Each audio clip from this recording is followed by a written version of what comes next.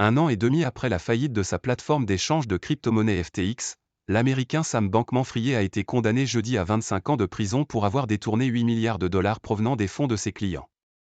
Retour sur l'ascension et la chute de ce roi déchu des monnaies numériques. Cet article a été initialement publié le 2 octobre 2023 et mis à jour le 29 mars 2024. L'original est à retrouver ici. Il risquait une peine de plus de 100 ans d'emprisonnement pour fraude et association de malfaiteurs. L'Américain Sam Bankman-Fried a finalement été condamné, jeudi 28 mars, à 25 ans de prison pour avoir détourné 8 milliards de dollars issus des fonds des clients de FTX, la plateforme d'échange de monnaie numérique qu'il a créée en mai 2019. Il a fait appel du jugement. Avant sa chute spectaculaire, SBF faisait pourtant figure de gendre idéal des cryptos, défenseur d'une meilleure régulation du marché des monnaies virtuelles, engagé dans de nombreuses œuvres caritatives. L'ancien milliardaire était une personnalité courtisée à Washington en raison de ses généreuses donations au Parti démocrate.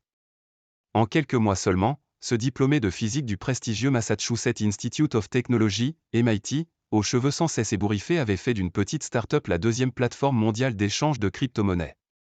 Mais derrière cette façade de respectabilité, le jeune prodige à l'allure fantasque se livrait en réalité à des montages financiers frauduleux.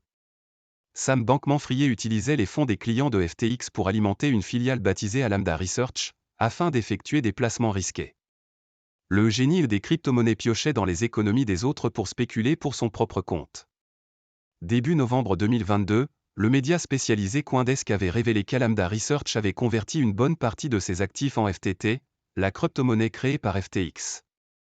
La santé financière de FTX ne reposait plus sur de l'argent sonnant et trébuchant mais sur une monnaie virtuelle sujette à de fortes variations.